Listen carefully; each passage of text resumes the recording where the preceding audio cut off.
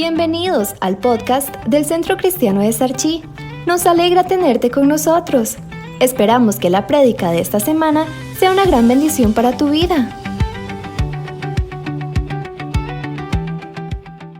Hace muchos años atrás nos visitó una gente de la bella ciudad de Guatemala, unos amigos de nosotros, y para ese entonces había un mover de jugadores de fútbol de Costa Rica a Guatemala, algunos equipos importantes de Guatemala. Entonces cuando llegaron, y muchos eran de un equipo de ahí de Tibás, entonces cuando vinieron estos hermanos me dijeron: queremos conocer el estadio y ojalá poder conocer a algunos jugadores, ¿verdad? Pero estoy hablando de hace mucho tiempo, no existían ni siquiera los celulares donde usted puede sacarse ahora un selfie así a la par del jugador ni nada, era una cámara ahí, ver cómo hace, ¿verdad? Pero me topé con la bendición para ellos de que cuando los llevé al estadio estaban en un entreno, o sea, estaban entrenando y permitían la entrada, por lo menos a las graderías, para que vieran el entrenamiento. Y entonces estaban todos los jugadores de ese equipo de Tibás jugando ahí, entrenando, y ellos pudieron sacarse unas fotos desde la gradería o sacar fotos de los jugadores desde la gradería y no más. Pero yo también me alegraba de ver a aquellos jugadores tan cerca, pero nada más podía estar ahí. Ellos se fueron contentos con las fotos que pudieron sacar en ese momento, y al tiempo después, estando en un parque en San José, había una actividad y fuimos ahí con mi familia. Nos encontramos uno de esos jugadores famosillos de ese equipo de Tibás y me decían: vaya, sáquese la foto con ese, y yo no fui. Y no, como que ya me ha pasado la fiebre, como que no, ¿verdad? A veces uno anhela ciertas cosas y después ya no. ¿Les ha pasado eso? Pues hemos estado compartiendo este tiempo acerca de lo que simbolizaba, lo que era una sombra acerca del tabernáculo y cómo el pueblo tenía que quedarse a cierta distancia y solamente escuchar y ver lo que sucedía, pero de lejos. Y pareciera ser que muchas veces nos encontramos ya cerca y podemos hacerlo y tenemos el libre acceso al trono de la gracia, pero como que ya no nos interesa.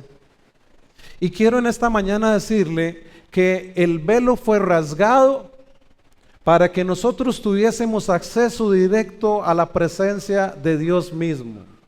Y lo que estoy diciendo es que usted, y de verdad, no es para que no vuelva a la iglesia, sino para que no deje congregarse, pero usted no tiene que venir a la iglesia para encontrarse con Dios. Usted puede encontrarse en su casa, en su lugar de habitación, en su vehículo, donde quiera que usted vaya, puede encontrarse con Dios y orar con Él y amarlo a Él y decirle cómo usted se siente y estar agradecido con Él en cualquier lugar donde usted vaya. No tiene que venir a la iglesia. Pero nosotros nos congregamos porque además la Biblia dice que no nos dejemos de congregar. Pero también venimos para que como comunidad cristiana que somos, nosotros podamos como uno solo adorar al que vive, al que reina y al que pronto vendrá. Y es por eso que nosotros estamos compartiendo este tema que concluimos hoy, porque además, acercándose la Semana Mayor o la Semana Santa, es importante que entendamos qué fue lo que Jesús vino a hacer. Vino a morir por nuestros pecados, sí. Vino a liberarnos, vino a sacarnos del foso cenagoso, vino a sacarnos de la oscuridad, vino a traer luz. Pero también vino a traer la bendición para usted y para mí, de que podamos tener ese acceso a Él, al trono de la gracia. Así lo enseña Hebreos, al trono de la gracia. Porque la gracia es un favor que usted y yo no merecemos. Pero es tan lindo el Señor que nos permite, aun cuando le podemos fallar en la mañana de pensamiento, no sé, lo que pudo usted haber hecho que le falló al Señor, usted puede hoy estar aquí, puede estar en alguna habitación, en cualquier lugar, buscando el rostro de Dios, pidiéndole perdón al Señor, y el Señor inmediatamente lo limpia a usted, la limpia a usted, y se acabó esa culpabilidad. Estuvimos hablando un poco de la imagen o de los planos que el Señor le entregó a Moisés para que desarrollara toda la idea del tabernáculo. pero también hablamos de que todo lo que había ahí era solamente una imagen de lo que había de venir, y que además todos los ritos que se hacían ahí no servían de mucho, solamente momentáneo, porque la culpa siempre estaba ahí. Pero que cuando Jesús vino a hacer lo más maravilloso, que fue acercarnos al Señor y presentarnos puros delante de Él, vino a quitar la culpabilidad. Y por eso decíamos, hermanos, tenemos que ser libres de la culpabilidad, del pecado, de todas aquellas cosas que nos alejan. Más bien la palabra dice, despojémonos de todo aquello que nos asedia, de todo pecado que nos asedia, y acerquémonos confiadamente. Es por eso que esta mañana yo quiero animarle para que esta Semana Santa no sea una Semana Santa más, sino que podamos nosotros en nuestras casas, donde quiera que estemos, si vienes a la conferencia o te quedas en casa o te vas a algún lugar, que puedas meditar realmente en lo que Jesucristo vino a hacer, y que no sea algo solamente religioso, que no sea solamente una historia en tu vida, que no sea solamente algo religioso o espiritual que se enseña en las iglesias o que lo hemos escuchado, sino que sea una vivencia, que sea algo que día a día nosotros disfrutemos la gracia, el favor inmerecido que el Señor nos da. Dicho esto, el tema de esta mañana lo he titulado El velo fue rasgado y el camino abierto. Hebreos capítulo 10, verso 19 y 20 dice: así que, hermanos, teniendo libertad, y hago énfasis en teniendo libertad porque explicamos en los sermones anteriores que no podíamos pasar de los atrios, es decir, de los corredores. Ahí era hasta donde podíamos llegar nosotros, y nosotros ni siquiera entrábamos ahí porque somos el pueblo gentil. Ni siquiera nosotros podíamos entrar ahí, solamente los israelitas, los judíos, los descendientes de las 12 tribus podían llegar hasta los atrios, y solamente podían pasar un poquito más allá al lugar santo los levitas, los de la tribu de Leví, ¿verdad? Entonces dice: así que, hermanos, teniendo libertad para entrar en el lugar santísimo, porque vean, ni siquiera al lugar santo, es al lugar santísimo, dice, por la sangre de Jesucristo, dice, por el camino nuevo y vivo que Él nos abrió a través del velo. Esto es su carne, y teniendo un gran sacerdote sobre la casa de Dios. Porque dijimos en otros sermones que Jesús es el sumo sacerdote según el orden de Melquisedec, y Melquisedec es un sacerdote que aparece y desaparece en un abrir y cerrar de ojos. No se habla más de él, no se sabe de dónde viene ni a dónde va, y entonces eso habla de que no tiene principio ni tiene final. Ese es Jesús, Él es el eterno, Él es nuestro Señor. Amén. Entonces, durante más o menos 1400 a 1500 años, el pueblo judío se vio en un hasta ahí puede llegar, ¿sí? Más o menos 1400, 1500 años, ellos iban al templo o al tabernáculo y les decían: hasta aquí puede llegar. Allá pusieron unos conos, ¿verdad? Unos conos no de lado, sino unos conos de prevención, donde te dicen, cuando vienes en vehículo, hasta aquí puedes llegar. ¿Sí me estoy dando a entender? Entonces, durante 1400, 1500 años, el pueblo judío les decían: ok, trae sus sacrificios, trae sus ofrendas, hasta aquí no más puedes llegar, no puedes avanzar. Entonces, todo lo que estaba pasando ahí no les permitía ver más allá de los atrios, ¿verdad? El lugar santísimo era el lugar donde se servía, pero como les dije y les reitero, era un lugar solamente para la tribu de Leví. Pero el lugar santísimo durante todo ese tiempo permanecía como cerrado para los demás, y solamente una vez al año el sumo sacerdote, como explicamos la vez anterior, entraba, y hasta con temor, ¿verdad? ¿Por qué entraba con temor? Amarrado. Explicamos, ¿verdad? Entraba amarrado porque de ahí no se sabía, él mismo cargaba con culpas, como le digo, hasta que Jesús vino, rompió todo y la culpa fue quitada y la conciencia fue limpia. Pero el sumo sacerdote tenía que entrar, Señor, me purifiqué y todo el asunto, y si algo no está bien, Señor, perdóname, y entraba a ofrecer el sacrificio por todo el pueblo una vez al año, y entraba con el ornamento, como lo dije hace 8 días, con las campanitas y todo lo que sonaba, él iba sonando, caminando, y si dejaba sonar por un rato, tenían que jalarlo, entraba amarrado, entonces lo jalaban, porque nadie podía entrar al lugar santísimo, entonces lo jalaban para no caer muertos todos, ¿verdad? Entonces el velo estaba cerrado para todos y una vez al año se abría para el sumo sacerdote. Pero un día Cristo murió y hizo algo extraordinario para todos aquellos que somos ordinarios. Yo no sé si usted se alegra, pero lo que Cristo vino a hacer, más que una cena triste en una cruz, más que un rostro desfigurado, vino a traer salvación porque Él pagó el precio que usted y yo no podíamos pagar. El pecado entró, le dice la Biblia, por un hombre, el primer Adán, pero por el segundo Adán, es decir, Jesucristo, tenía que venir la salvación. Pero no podía ser por cualquier hombre, sino un hombre, como enseña la palabra de Dios, un hombre que no pecó, un hombre que fue probado en todo, pero que no falló. Ese es el Cordero perfecto de Dios. Número 1, en esta mañana quiero decirles que el momento central de la historia de la humanidad tiene que ver con la cruz.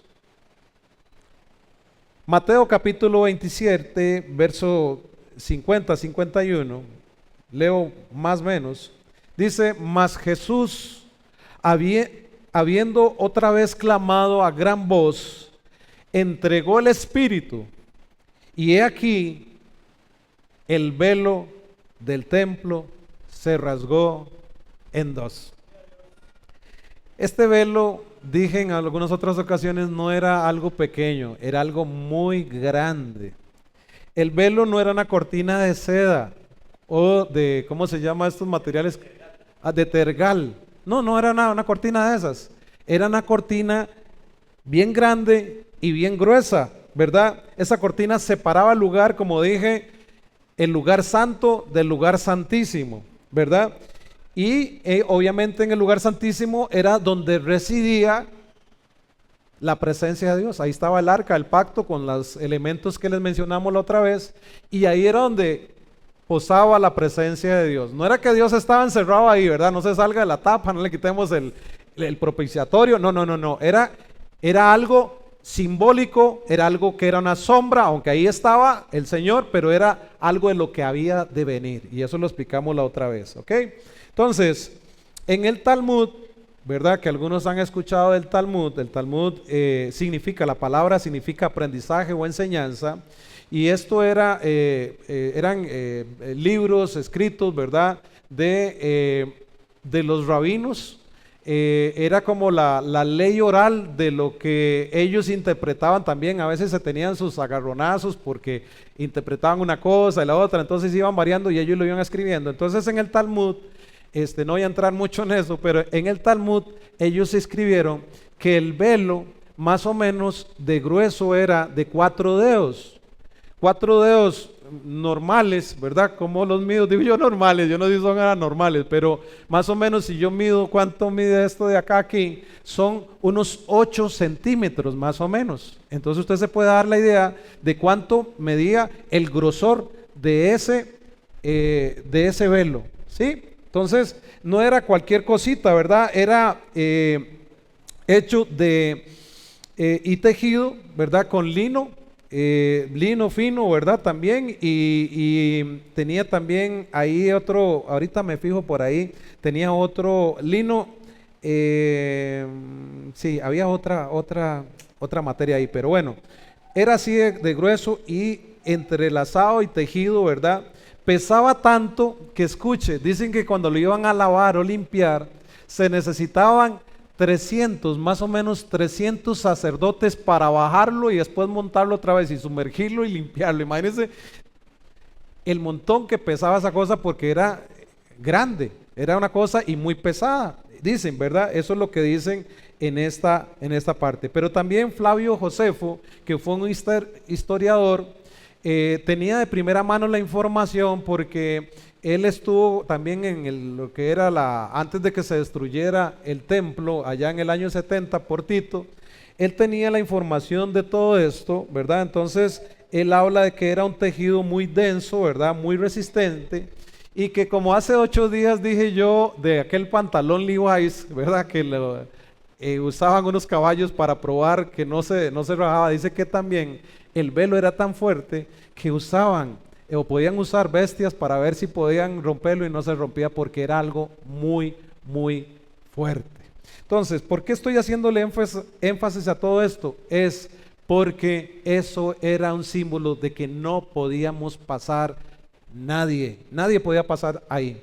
Es más, como le digo, solamente el sumo sacerdote una vez al año se abría el velo para que él pudiera pasar. No era ni siquiera la raza sacerdotal la que podía entrar, solamente el sumo sacerdote. Mateo capítulo 27 y verso 51 decía: y he aquí el velo del templo se rasgó en dos.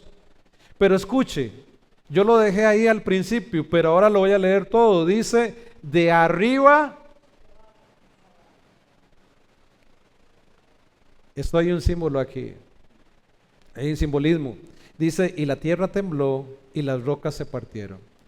Es decir, que esto no fue algo causado por el hombre, sino fue algo que el Señor hizo para que usted y yo pudiéramos tener acceso a Dios. Se rasgó de arriba abajo. Fue Dios diciendo: ok, todo se cumplió ya, y ahora usted sí puede entrar a la presencia de Dios por lo que Jesucristo hizo.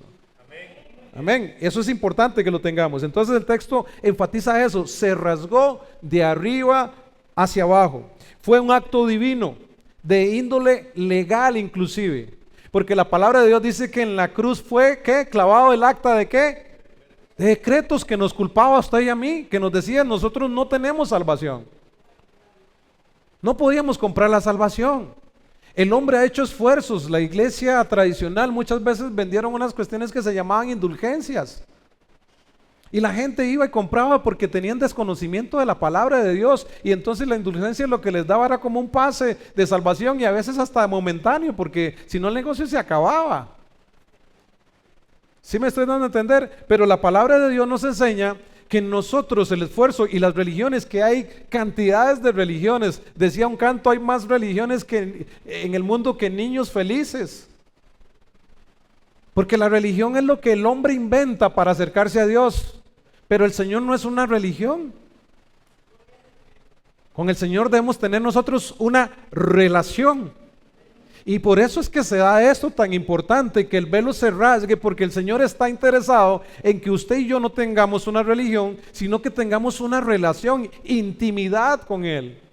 ¿Se recuerdan cuando compartimos la palabra de Apocalipsis, que en una de las iglesias dice, y es un versículo que usamos para evangelizar, que dice: he aquí yo estoy a la puerta y llamo?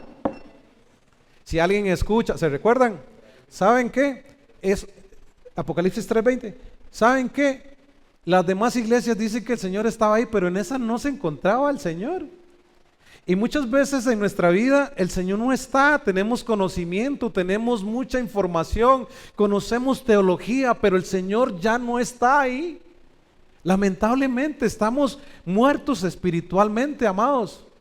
Y es ahí donde yo apelo en esta mañana para que no nos convirtamos, o si ya estamos convertidos, si estamos transformados en alguien religioso, en alguien que pasa la vida siendo un religioso. Miren, hay tantas cosas lindas y experiencias lindas que podemos vivir con el Señor si nosotros tenemos una relación viva con Él.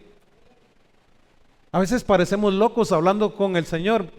¿Han visto a esa gente que está a veces hablando ahí y usted dice: ese está loco, está hablando solo?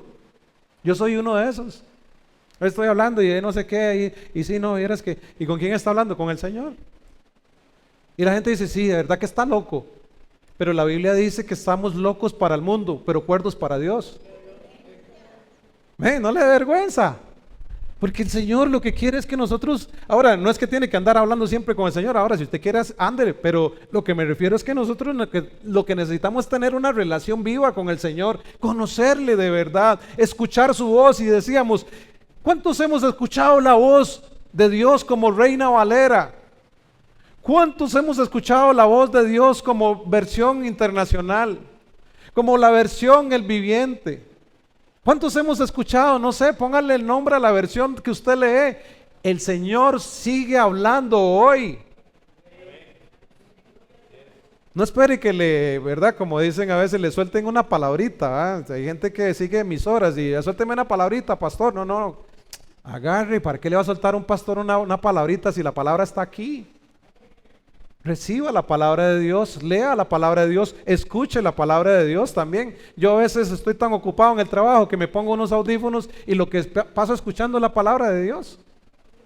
Porque la palabra de Dios es viva, es eficaz y nos transforma, nos cambia. Amén. Porque muchas veces también este aparatillo nos distrae, ¿verdad que sí?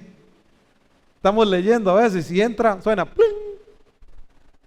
Como que si se fueran a morir sin nosotros, ¿verdad? Y empezamos, nos metemos ahí a WhatsApp. Y a veces no es ni WhatsApp, a veces es un mensaje de Facebook. Y entonces ya se metió en Facebook y empezó a darle. Cuando se dio cuenta, media hora. Alguien le tiene que estar hablando al Señor en esta mañana.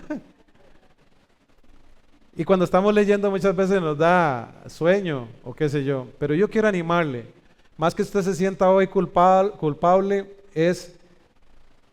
Veamos la oportunidad que tenemos, que donde quiera que vayamos, podemos escuchar la voz de Dios, podemos acercarnos a Él, podemos estar intercediendo. Por eso cuando me llega un mensaje de una petición de oración, como la de Manuel, y tengo el chance de ver el mensaje, lo envío inmediatamente para que aprovechemos, usted y yo, el tiempo y oremos por esa persona, oremos por esa necesidad.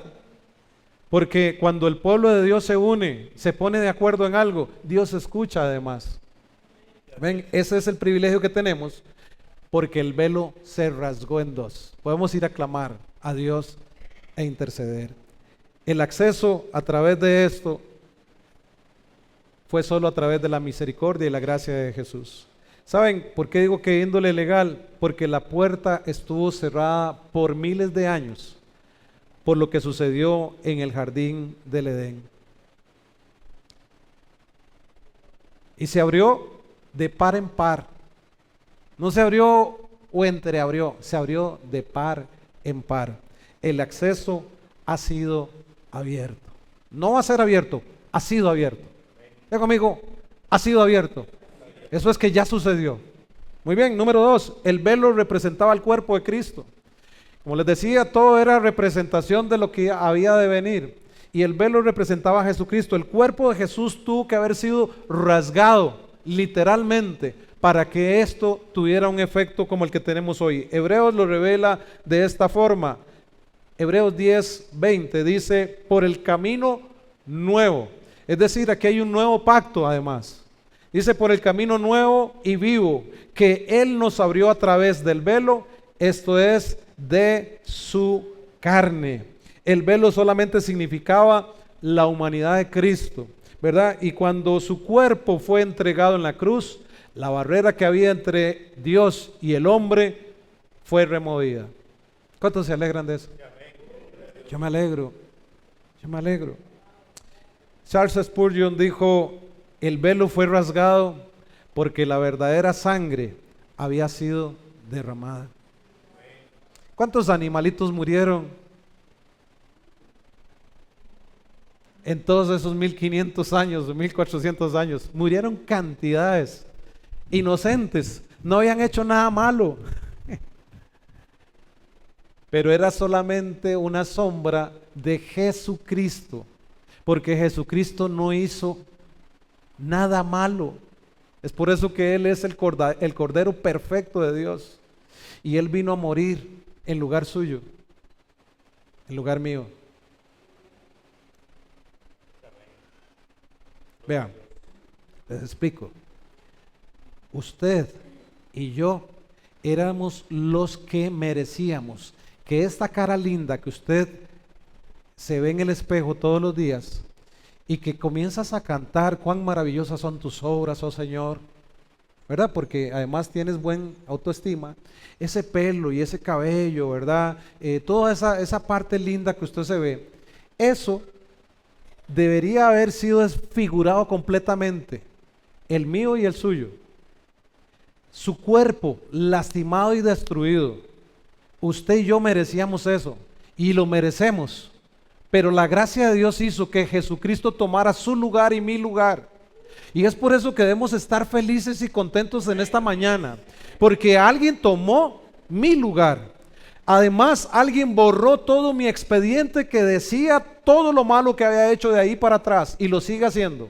Es como que si existiera un virus en la computadora celestial, que cada vez que entra un pecado y usted se arrepiente, desaparece y usted empieza a buscarlo y dice, qué raro, algo pasó aquí. El expediente ha sido borrado por siempre y para siempre. Amén. Y es por eso que debe haber felicidad y gratitud de nosotros hacia Jesucristo, porque Él hizo una obra no momentánea, sino una obra perfecta y eterna para siempre y siempre. Amén. Aleluya. Número 3, vamos avanzando. Una nueva confianza para acercarnos hay aquí. Hebreos 10:19 dice, teniendo libertad para entrar. Teniendo libertad para entrar. Esto era indispensable para un judío del primer siglo, bajo el antiguo pacto. Tenían que hacerlo, ¿verdad? Y Jesucristo hizo una obra tan preciosa que no solamente nos dio ese regalo que no merecemos, sino que nos dio además la libertad. Y decía en un sermón atrás que ya no tenemos que depender de una raza sacerdotal, sino que la Biblia, no yo, sino que la Biblia dice en Pedro que nos hizo a nosotros reyes y sacerdotes. Usted no me está copiando en esta mañana. Decir que usted puede entrar y ofrecer sacrificios a Dios. Y ya no necesita que alguien interceda por usted, como en aquel tiempo, sino que es Jesús, el sumo sacerdote de sumos sacerdotes, el perfecto, quien intercede ante el Padre por usted y por mí. Pero usted puede venir con los sacrificios y ofrecer esos sacrificios de alabanza, de adoración, pero ser un sacrificio vivo día a día en tu forma de comportarte, en tu forma de caminar, porque ya no hay temor, no debe haber temor. Vuelvo a repetir la pregunta que he hecho por mucho tiempo. ¿Cuántos tienen miedo de morirse? Ninguno. Pura carnita hay aquí espiritual. ¿Cuántos tienen seguridad de la salvación? Decíamos hace 8 días, porque debe haber seguridad de salvación, porque cuando Jesús viene y nosotros recibimos a Jesús como nuestro Salvador, el Espíritu Santo pone en nosotros certeza de que nos da vida momentánea. No, ¿verdad? Lo momentáneo era lo pasado, nos da vida eterna. Y es por eso que si nosotros como hijos de Dios hoy morimos, vamos para el cielo de Dios. Amén, así es. Solo como 3 van para el cielo de Dios. Los demás no se quieren morir o no están seguros, ¿verdad? ¿Cuántos están seguros de que si hoy mueren van al cielo de Dios? Porque el cielo es de Dios. El cielo no es suyo, no es mío, es el cielo de Dios. Él dijo, voy pues a preparar moradas. En la casa de mi Padre hay mucho espacio. Voy pues a preparar moradas. Entonces hay certeza por lo que Jesús hizo de que vamos al cielo de Dios. Tenemos esa libertad para poder acercarnos. Y saben, la palabra libertad en este versículo que acabamos de leer de Hebreos 10:19 es más o menos, no sé si suena así, pero más o menos la voy a decir, es parecía. No es de parecía que se parecía a alguien, sino parecía, esa es la palabra griega. y era usada para describir a alguien que podía, escuche, hablar delante de un rey, hablar con franqueza, sin miedo, sin restricción, con confianza plena, seguridad interior, acceso sin culpa, sin vergüenza, derecho a entrada, sin intermediarios humanos, sin barreras. Y en otra encontré, ¿saben qué? Esta les va igual que a mí. Descaradamente. Suena un poco más grosera, ¿ah? Es decir, que nosotros podemos entrar descaradamente delante de Dios ahora, con esa libertad de decirle: Señor, realmente me equivoqué. No le llame otra cosa. Si es pecado, dígale: pecado, Señor, te fallé con este pecado, perdóname. No lo dibuje, no lo maquille, no le ponga, como decíamos la otra vez, ¿verdad?, a las ojeras del pastor, vamos a ponerle un poco de maquillaje, de base, para tapar un poco, ahí está el pecado. No. Llámenle lo que es: pecado de pornografía, pecado de adulterio, pecado de que está robando, de chismear, de todo. Llámenle pecado, lo que es pecado. Porque mentimos. Hay mentiras blancas, no hay mentiras blancas, eso es una mentira, literal. Si alguien le dijo que existía la mentira blanca, no existe. Mentira es mentira. Y usted dice: pero es que yo digo una mentirita, es que aquel sí ha pecado. No, pecado es pecado. Aquí no nos vamos porque usted mató a alguien o no al infierno, no. Nos vamos al cielo porque nos arrepentimos de haber pecado, le pedimos perdón al Señor, y el Señor, que es tan grande en amor y misericordia, nos perdona y vamos al cielo de Dios porque es de Él, aunque a otros no les guste. Es por eso que necesitamos nosotros entrar sin temor y siendo a veces un poco descarados con Dios en ese sentido, en el buen sentido de la palabra, sin abusar de la gracia de Dios. Pero es entrar de esa forma. Esa palabra, como les decía, significa realmente confianza, acceso abierto, libertad para acercarnos, cosa que antes no podíamos experimentar. Y número 4, he venido hablando ya de esto. Podemos ver aquí un trono de gracia. Hebreos capítulo 4, verso 16 dice: acerquémonos pues confiadamente al trono de la gracia. Como les decía, el acceso de libertad tiene que ver con alguien que se puede acercar a un rey. ¿Se recuerdan la historia de Esther? Ella, siendo la reina, no se podía acercar así nomás al rey, porque si ella se presentaba ante el rey, era digna de muerte, solamente si el rey la llamaba o le daba una indicación con su báculo de que podía acercarse. Y ella se la jugó y fue. La gracia de Dios. ¿Saben qué? Quiero decirle que esta libertad que enseña la palabra de Dios dice que nosotros ahora tenemos el báculo del Señor diciendo: puedes acercarte confiadamente. Aleluya. Usted está contento, yo estoy contento con eso.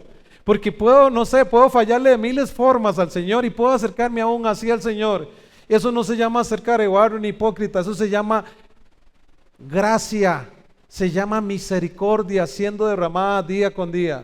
Ahora, como dice Romanos, ¿me aprovecharé de la gracia y seguiré pecando? De ninguna forma. Pero si fallé, puedo acercarme a Dios confiadamente. El lugar que antes era el lugar santísimo ahora es descrito de esta forma: el trono de la gracia. Ya no es un lugar de temor para el redimido, es un lugar de misericordia, es un lugar de ayuda, es un lugar de comunión. Por eso nos arrodillamos, por eso nos acercamos con Él, por eso le decimos: papito lindo, por eso le decimos: gracias Jesús porque tomaste mi lugar. Espíritu Santo, gracias por habitar en mí.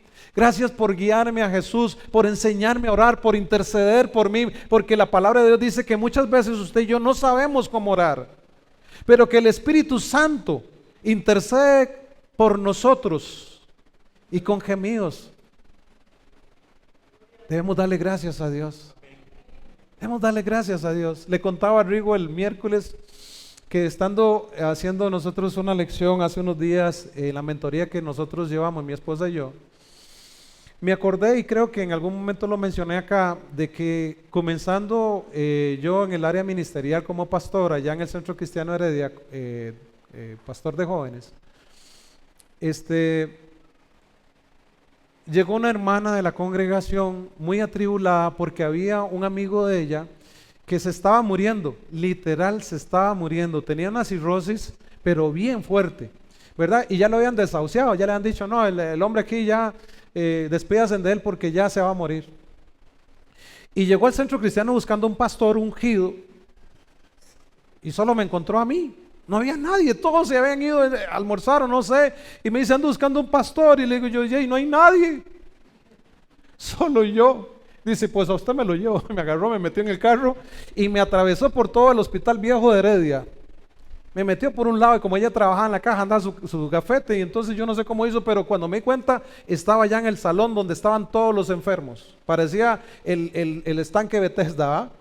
Aquella cosa, esperando que un ángel de Dios llegara. Pero llegué yo. Dice, estamos esperando que Jesús venga. Me llamo Jesús Ignacio para servirle. No, yo no llegué así, vea, oiga, yo llegué a ese lugar y cuando yo veo a ese hombre, yo dije, de verdad que se está muriendo. Y lo primero que según yo se me ocurrió fue decirle, ni yo mismo creía que Dios iba a hacer un milagro, imagínate cómo estaba eso de chueco, pero bueno.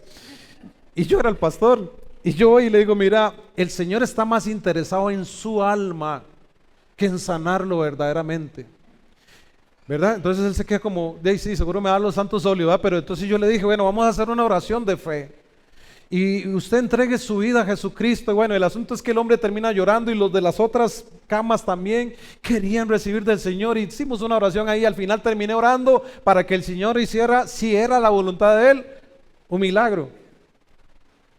Y saben que ese hombre todavía está vivito y coleando y fue salvo también. Y yo le decía a Rigo, ¿saben qué, Rigo? Entendí en esta semana que estuve haciendo eso, en la lección, de que no era yo el que estaba hablando, y ni siquiera a mí se me ocurrió decirle, Dios está interesado en su alma más que en sanarlo. Era el Espíritu Santo hablándole a esa persona. Y siempre durante todos estos años pensé que era yo el que no tenía una palabra para decir, porque la Biblia dice que en aquel momento el Espíritu Santo es el que va a hablar a través de usted.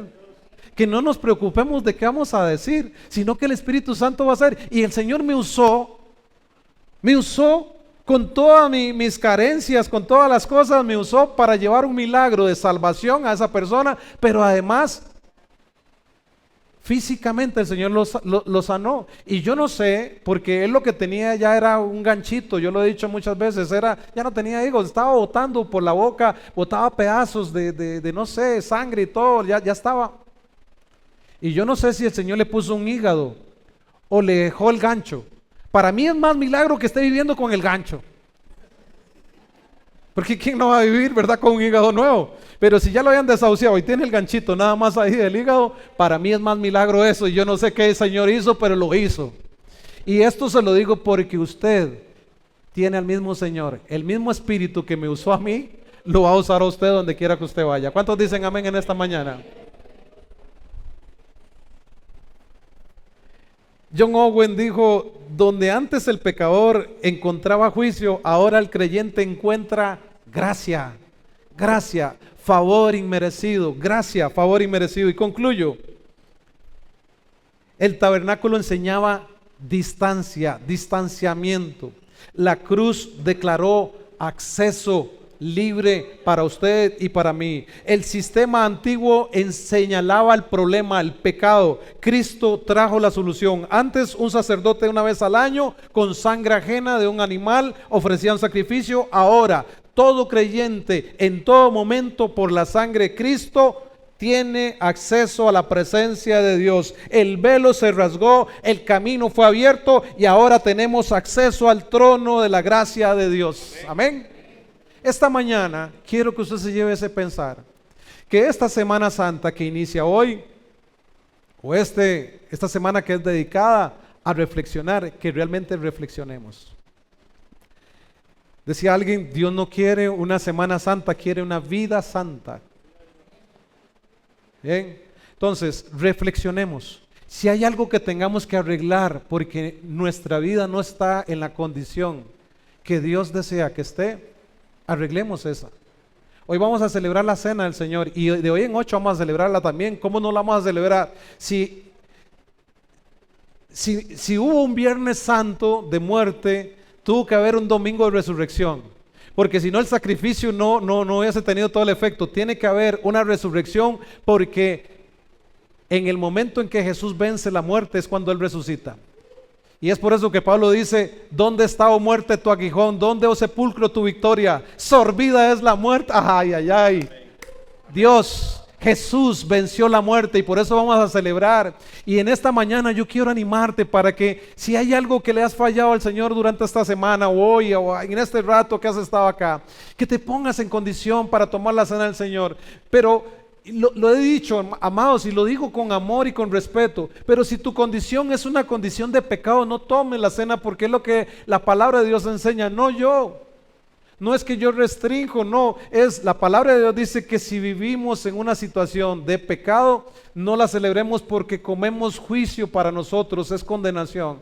Pero si usted está bien, si usted está bien con Dios, si lo que usted le falló fue con algún pecado por allí, pídale perdón al Señor. Hoy, ya en este momento, póngase a cuentas con el Señor y participe en esta preciosa mañana de la cena del Señor. Ahí donde tú estás, comienza a orar, a meditar, a creer de que el Señor está aquí. Dígale al Señor: Señor, yo te quiero pedir perdón por esas cosas, Señor, con las que te he ofendido, te he lastimado, te he ignorado. Ora ahí a Dios. Pídele perdón al Señor. Pídele perdón al Señor. Gracias, Rey. Gracias, Señor, por esta preciosa mañana. Te damos gracias porque, Señor, tú estás aquí. Porque tú estás aquí. Porque hoy podemos entrar confiadamente a ese trono de la gracia, entendiendo, Dios, que no es por mérito propio, sino por lo que hiciste en esa cruz.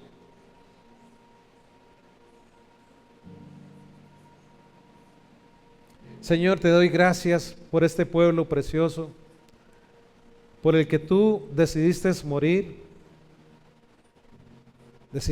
por mí. Decidiste morir por mis hermanos. Y aunque muchos no daban nada por nosotros, tú, Señor, diste tu vida, Jesucristo, en esa cruz. Aunque muchos no valoraban nuestra vida y quizás nosotros mismos no la valoramos, tú sí la valoraste. Tú dijiste: si vale la pena, si vale el boleto, voy a pagar el precio, el justo precio, para que todos aquellos que se acercan puedan tener acceso al trono de la gracia. Porque tú ofreciste un solo sacrificio y para siempre, ya no repetitivamente, sino una vez y para siempre, para traer libertad, para traer salvación. Señor, yo oro en esta preciosa mañana para que, Señor, si hay alguien aquí que, Señor, no se siente digno o no te ha recibido en su corazón, en su vida, no ha tomado la mejor decisión que pueda tomar mientras camina por este mundo, por esta tierra, pueda tomarla hoy. Y la mejor decisión es: ¿dónde voy a pasar mi eternidad? Y esa eternidad tiene que ver con Jesucristo. Porque hay dos tipos de eternidad, una sin el Señor y otra con el Señor. Pero si en esta mañana estás en este lugar y no has tomado esa decisión, quiero animarte a que la hagas. A que le digas a Jesucristo: sé el Señor de mi vida. Ahí donde tú estás, dile: Señor Jesús, sé el amo y Señor de mi vida. Ya estoy cansado, cansada de caminar sin ti. No te pido disculpas, te pido perdón por mis pecados con los que te he ofendido. Hoy me arrepiento de todas aquellas cosas que he hecho y que me han alejado de ti. Perdóname.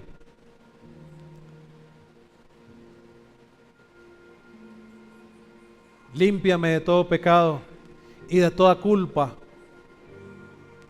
Y hazme como uno de tus hijos, como una de tus hijas. Y ayúdame, Señor, en este proceso a cambiar aquellas cosas que no he podido cambiar. Y por favor, haz de mí tu morada. Que tu Santo Espíritu venga a morar en este templo, ya no hecho por el ser humano, sino en mi corazón, en el nombre de Jesús. Gracias, Dios, por la persona o personas que pudieron haber hecho esta oración.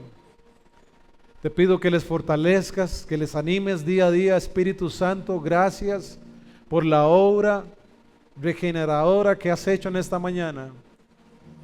Trae sanidad, trae vida y sobre todo vida eterna. Señor, y oro juntamente con mis hermanos por aquellos que podamos haber fallado de una u otra forma en estos días, o que hemos fallado hoy mismo. Te pido perdón por mis faltas, por mis pecados y por los pecados de mis hermanos. Trae sanidad, trae libertad a sus vidas, a sus corazones. Y oro por aquellos, Señor, que ahorita están viviendo en una condición de pecado, para que también traigas libertad a sus vidas. Por favor, Señor, en el nombre de Jesús.